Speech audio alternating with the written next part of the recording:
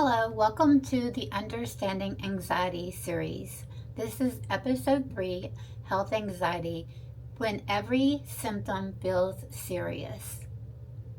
I am Robin Trivett, a psychiatric mental health nurse practitioner.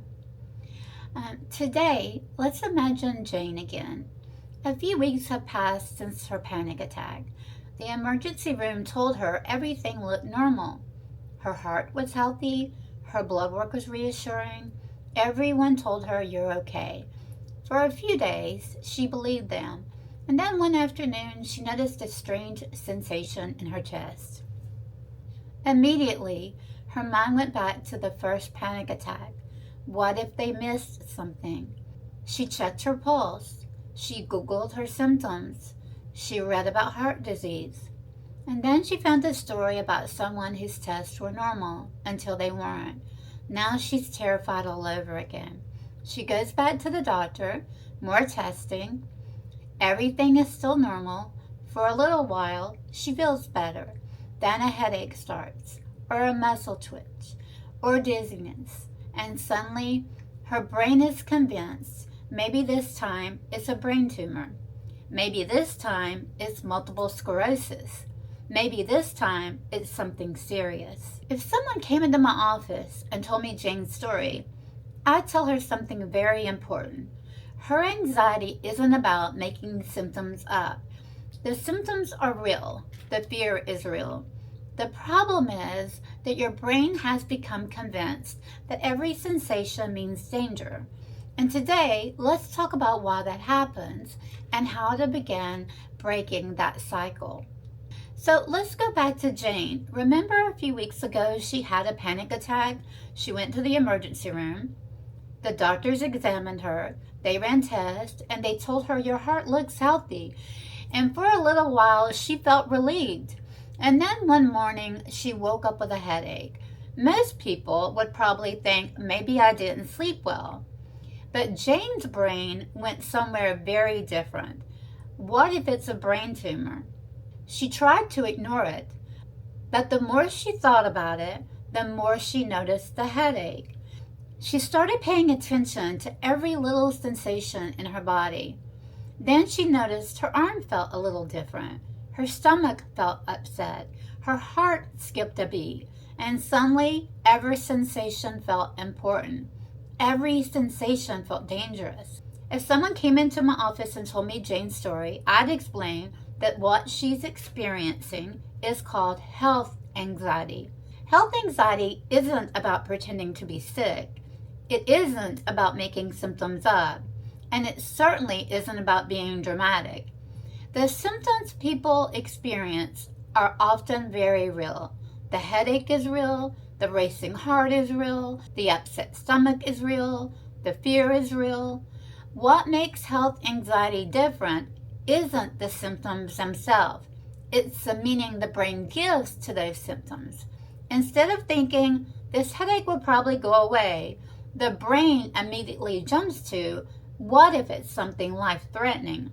Health anxiety is a persistent fear of having or developing a serious medical condition, even when there isn't evidence that one exists. Now, I want to be very careful here. It's completely normal to be concerned about your health. If you discover a new lump, have chest pain, or develop a high fever, of course you should pay attention. Concern is healthy. Concern says something feels different, I should get this checked out. Health anxiety is different. Health anxiety doesn't stop after appropriate reassurance, even after a normal test, even after the doctor explains everything looks okay. The brain keeps asking, but what if they missed something? What if this time is different? What if I am the exception? That's an exhausting way to live, and far more common than many people realize. The good news is once you understand how health anxiety works, it starts making a lot more sense. Because the problem isn't that your brain is trying to hurt you, it's trying to protect you. It's just became a little too good at sensing danger where they may not be any. So that brings us to the next question. If nothing serious is actually happening, why does the brain become so focused on the body in the first place? Let's talk about what's been happening behind the scenes. So let's go back to Jane. A few days after her headache, she wakes up and thinks, I wonder if it's still there. Before she even gets out of bed, she's already checking. She notices the headache. Then she notices her neck feels a little stiff. Then she notices her heart beating. Then she notices her breathing. Then she notices a tiny muscle twitch in her leg. By lunchtime, she's convinced something terrible is happening.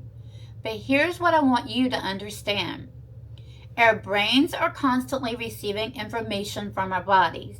Every second of every day, your heart beats, your stomach digests food, your muscles move, your joints pop, your eyes blink, your nerves fire. Tiny sensations are happening all the time. Most of us never notice them. Not because our brains know they aren't important. Your brain is constantly deciding, I don't need to pay attention to that. But health anxiety changes that. Once your brain becomes worried about your health, it starts paying attention to every sensation. Imagine buying a new car. Maybe it's a blue Honda CR-V. Before you bought it, you hardly noticed them. And now you see blue Honda CR-Vs everywhere. Did everyone suddenly buy one? Of course not. Your brain simply started paying attention. Health anxiety works in a very similar way. Once your brain becomes concerned about your body, it starts scanning for anything unusual, a skipped heartbeat, a headache, a stomach cramp, a muscle twitch, a little dizziness when you stand up. Things most people would never think twice about suddenly feel incredibly important. And once your brain notices one sensation, it asks, what was that? And now your attention increases even more. And here's something fascinating about the brain. Whatever you focus on, you notice more of. So you start finding more sensations. The sensations create more fear. More fear tells your brain, keep looking. And now your brain becomes hypervigilant. Hypervigilance simply means your brain is constantly scanning for danger. The problem is, when your brain keeps searching, it always finds something. Because our bodies are never completely quiet. There's always a sensation, always a heartbeat, always a muscle movement, always something to notice. One of the most important things I tell my patient is this: the more you look, the more you'll find. That doesn't mean you're getting sicker. It means your brain has turned up the volume on sensations that were always there. Think about how different life would feel if someone followed you around all day saying, did you feel that? What about that? Did your heart just beat funny? What was that pain? Eventually, you'd notice everything. That's exactly what health anxiety does. It turns your attention inward until your brain becomes convinced that every sensation deserves an explanation. And once that happens, many people make the same mistake. They open their phone and they Google it. And let's talk about why that's one of the biggest traps health anxiety creates. What starts as, I'll just look this up real quickly, often becomes hours of searching. And instead of feeling reassured, many people end up feeling even more afraid. Let's talk about why. Let's see what Jane does next. She picks up her phone, she types headache causes. Within seconds, she sees dehydration, stress, a migraine. But she also sees brain tumor, stroke, aneurysm. Now her heart starts racing again. She thinks, what if that's what I have? So she clicks another article, and then another, and then another. An hour later, she's more frightened than when she started. If you've ever done that, I want you to know something. You're not alone. You're not doing it because you're irrational. You're doing it because your brain is trying to make you feel safe. Think about it. Your brain believes there's danger, so it tells you, find more information. But if we search long enough, we'll figure this out. That sounds reasonable. The problem is the internet isn't designed to reassure you. It's designed to give you information. And unfortunately, the most serious possibilities often get the most attention. If you search, "Why does my head hurt?" the internet doesn't know whether you're dehydrated, didn't sleep well, have allergies, or skipped lunch. It simply gives you a long list of possibilities, including some of the rarest conditions imaginable. Now something else happens. Your brain starts looking for evidence that confirms its fear. Psychologists call this confirmation bias. Instead of noticing all the information that says you're probably okay, your brain locks on to the one sentence that says, "in rare cases," or "this could be a sign of." Because when we're anxious, our brain naturally pays more attention to danger than reassurance. And then the algorithm joins in. You click one article about heart disease, and now your social media feed starts showing heart disease. You watch one video about ALS, and suddenly you see more videos about ALS. You search one symptom, and before long, it feels like everyone online has the same illness you're afraid of. The algorithm isn't trying to scare you. It's simply showing you more of what you have been clicking on. But to an anxious brain, this can feel like proof. See, everyone's talking about this. Maybe I really do have it. And then comes what I'll call medical doom scrolling. One article becomes 5 becomes 20. You promise yourself just one more search because you're hoping the next article will finally reassure you. But instead, you find one more worst case scenario. And your anxiety grows even stronger. Here's the difficult truth. I have never had a patient tell me, "Robin, I Googled my symptoms for 3 hours and felt so much better afterwards." Usually the opposite happens. They become more frightened, not because they found the answer, but because anxiety convinced them to keep searching. The more they searched, the more uncertain they became. And here's the irony. The thing they were searching for, reassurance, never really lasted, because after a little while, the next thought appeared. But what if Google missed something? What if I'm different? Maybe I should ask my doctor one more time. And that's where the cycle takes another turn. Because after Google doesn't provide lasting reassurance, most people do something completely understandable. They start looking for reassurance somewhere else, from doctors, from family, from friends, from repeated medical tests. But what many people don't realize is that reassurance can actually become part of that cycle. And let's talk about why. So let's go back to Jane. After hours of Googling, she finally decides, "I'm just going to call my doctor." She gets an appointment. The doctor listens carefully, performs an examination, maybe orders an EKG, blood work, or other testing. Everything comes back normal. The doctor smiles and says, "Jane, everything looks good." And almost instantly, Jane feels better. Her shoulders relax. Her breathing slows. She thinks, "Thank goodness." For a little while, life feels normal again.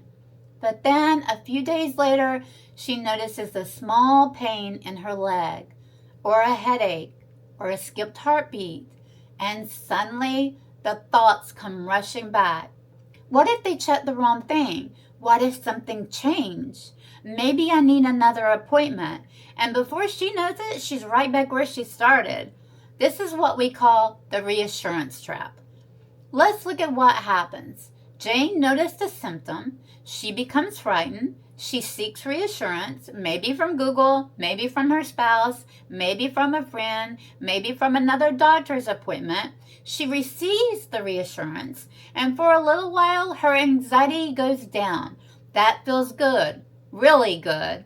But here's the problem. What did Jane's brain just learn? It didn't learn I was safe all along. It learned the only reason I feel safe is because someone reassured me. So the next time a new symptom appears, her brain doesn't become calmer. it immediately starts looking for reassurance again. And every time that cycle repeats, the brain becomes more dependent on reassurance to feel safe. Think about it like this. Imagine every time you hear a strange noise in your house, you call someone to come check. At first, it would feel reassuring, but eventually, you'd stop trusting your own ability to decide whether you were actually safe. Health anxiety works much the same way. The reassurance gives temporary relief, but it doesn't solve the fear underneath, because the real fear isn't the headache or the skipped heartbeat or the stomach ache. The real fear is uncertainty. It's the thought, what if? What if this time it's serious? What if everyone missed something? And here's something I tell my patients all the time. Reassurance isn't bad. We all need reassurance sometimes. If you have new chest pain, you absolutely should seek medical care. If your doctor recommends testing, you should follow the recommendations. That's appropriate medical care. The reassurance trap happens when the brain begins needed repeated reassurance over and over again for the same fear, even after appropriate medical evaluation. At that point, the goal shifts. Instead of asking, how do I prove I'm healthy? We begin asking, how do I become more comfortable with uncertainty? Because none of us, no matter how healthy we are, can have 100% certainty about anything. And learning to live with the uncertainty is one of the most powerful steps in overcoming health anxiety. So if repeated reassurance isn't what breaks the cycle, what actually does? Let's talk about treatments that really help people regain their lives. Let's go back to Jane. Remember, it started with her heart. She was convinced she was having a heart attack. She went to the emergency room. She had the test. Everything was normal. For a little while, she felt relieved. And then the headache started. Now she's convinced it's a brain tumor. A few weeks later, she notices a muscle twitch in her calf. Now she's worried about ALS. Later, she feels a little dizzy. And now she's wondering about a stroke. A swollen lymph node. Maybe it's cancer. A little numbness in her hand. Could it be multiple sclerosis? Do you see the pattern? The illness keeps changing, but the anxiety doesn't. One of the things I've learned after talking with so many patients over the years is that health anxiety is incredibly creative. If one fear gets ruled out, it often finds another one. Not because you're making it up, not because you're trying to get attention, and certainly not because you're crazy. It's because your brain has learned one simple rule. If I keep looking, maybe I'll catch something before it's too late. That sounds protective, but unfortunately, it keeps your brain living as though danger is everywhere. I've had patients worry about heart attacks, strokes, brain tumors, ALS, multiple sclerosis, cancer, rare diseases they never heard of before they searched the internet. And while the diagnosis changes, the fear underneath is usually the same. What if something is seriously wrong? What if nobody catches it in time? What if I'm the one person everyone missed? The thoughts are incredibly common in health anxiety. And if you've ever had them, I want you to hear me say this. You're not alone, you're not irrational, and you're certainly not the first person who sat in my office feeling exactly this way. Health anxiety has a way of convincing very intelligent, very thoughtful, very responsible people that they have to keep searching for uncertainty. But certainty is something medicine can rarely promise. Even the healthiest person in the world can't know with 100% certainty what tomorrow will bring. That's true for all of us. The goal isn't to become someone who never notices a symptom. The goal is to become someone who can notice a symptom without immediately assuming the worst. And that's where healing begins. So if we can't eliminate every symptom and we can't eliminate every uncertainty, what actually helps people recover from health anxiety? Let's talk about that next. So after everything we've talked about, Jane looks at me and asks a question I hear all the time. Robin, how do I make this stop? And I understand why she's asking. Health anxiety is exhausting, emotionally exhausting, sometimes even physically exhausting. But here's what I don't tell people. I don't say, just stop worrying, because if it were that easy, you would have already done that. Instead, we focus on helping the brain learn something new. The first step is limiting symptom checking. Think about how often Jane checks her body. She checks her pulse. She checks her breathing. She checks the lump she felt yesterday. She compares one side of her body to the other. She keeps asking herself, does this feel normal? The problem is, every time she checks, she's telling her brain this must be important, and her brain responds by paying even more attention. One of the hardest but most helpful things we can do is gradually reduce that checking. Not because we're ignoring our health, but because we're teaching the brain that it doesn't have to investigate every sensation.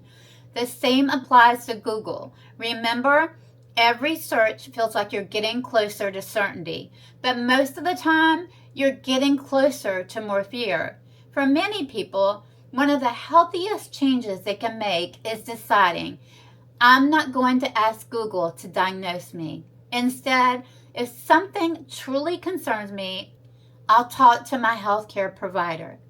Another treatment that has helped many people is therapy, especially cognitive behavioral therapy, or CBT. CBT doesn't teach you to ignore symptoms.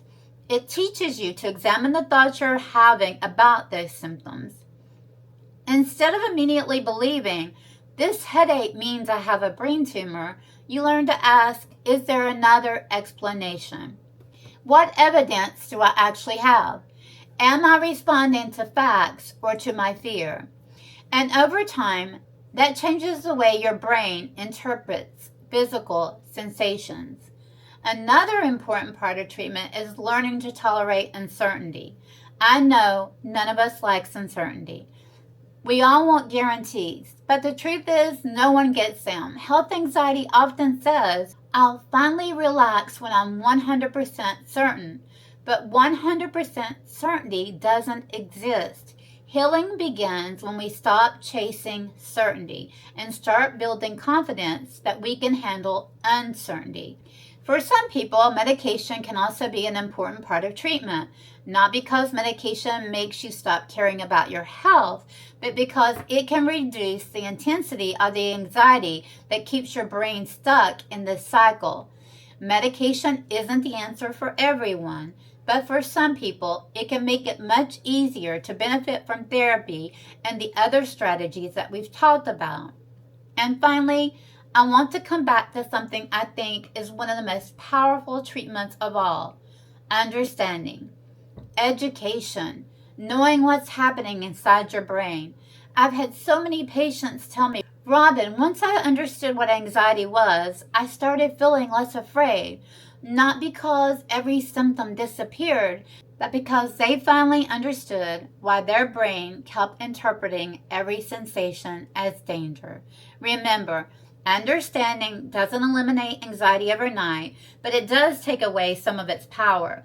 Because it's much harder for anxiety to convince you of something when you understand how anxiety works. Now, before we finish, there's one more thing I want to talk about, because I never want someone to hear this video and think, Robin said I should ignore my symptoms. That's not what I'm saying. Let's talk about when you really should seek medical care. Before we finish, there's something I want to be very clear about. I never want this video to leave someone thinking Robin said I should ignore my symptoms. That's not what I'm saying. Your health matters. And if you develop new symptoms, especially ones that's severe, persistent, or concerning, you should seek appropriate medical evaluation.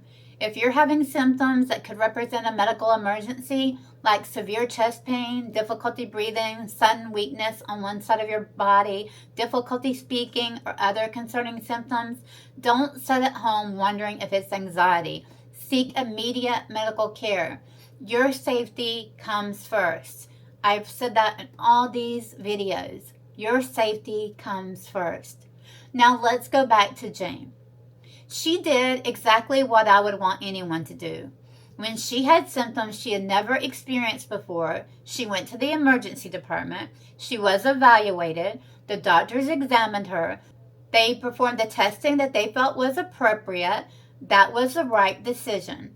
But here's where things change.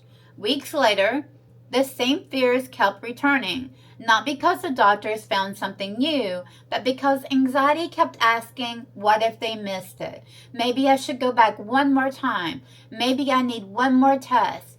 And that's where I encourage people to pause. Not to ignore the symptoms, but to ask a different question. Have I already been appropriately evaluated for this? Am I looking for medical care, or am I looking for certainty? Those are two very different things. Following your healthcare provider's recommendations is incredibly important. If they recommend additional testing, follow through. If they recommend follow-up appointments, keep them.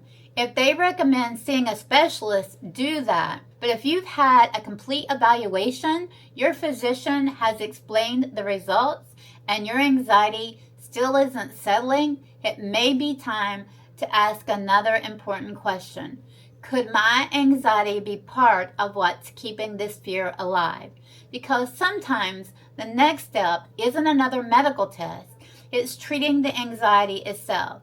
The goal is never to choose between your physical health and your mental health. The goal is to care for both. If you come to my office for an evaluation, the first thing I want to know is when the last time you saw your primary care provider was.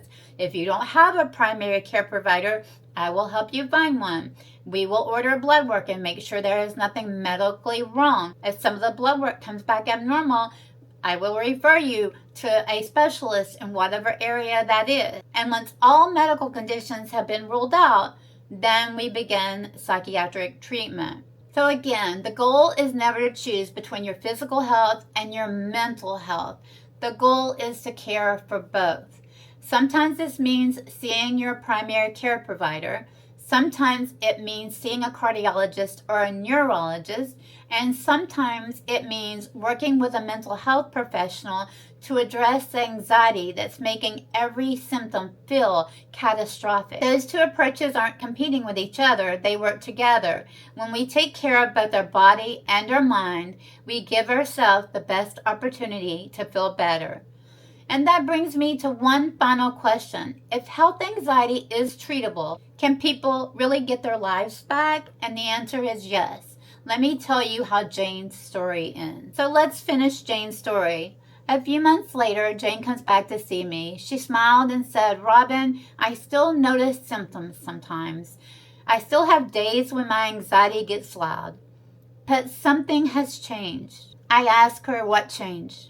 She thought for a moment and said, I finally realized I wasn't really afraid of illness. I was afraid of uncertainty. And I think that's one of the most important realizations a person with health anxiety can have. Because no amount of Googling, no amount of checking, no amount of reassurance can ever give us 100% certainty. None of us knows exactly what tomorrow will bring. That's true for every single person. The difference is health anxiety convinces you that uncertainty is dangerous. Healing begins when your brain slowly learns a different lesson. That uncertainty is part of being human, and that you can live a full, meaningful, joyful life, even without having every answer. If someone came into my office and asked me, Robin, will I always be afraid? I would tell them no. Health anxiety is treatable. Your brain can learn new patterns. It can stop sounding the alarm every time you notice a new sensation. It won't happen overnight. It won't happen perfectly, but it absolutely can happen. You're not weak. You're not irrational. You're certainly not crazy. Your brain has simply been working overtime, trying to protect you. And now it's time to teach it that it doesn't have to protect you from every uncertainty, because life was never meant to be lived with 100% certainty. It was meant to be lived. Have you ever Googled the symptom and convinced yourself it was something terrible? You're definitely not alone. I'd love to hear your story in the comments. Reading your experiences may help someone else realize that they're not the only one who's ever felt this way. If this video helped you to better understand health anxiety, I'd really appreciate it if you'd like this video, subscribe to the channel, and share it with someone who might need to hear it. And next week, we're going to talk about one of the most misunderstood mental health conditions, obsessive compulsive disorder, or OCD. We'll talk about why OCD isn't just about cleaning, why intrusive thoughts can be some of the most frightening experiences people have, and why people with OCD are often terrified by thoughts they would never act on. If you don't want to miss it, make sure you're subscribed. And remember, the right treatment starts with a right diagnosis, and the right diagnosis starts by asking the right questions. Until next time, be kind to your mind.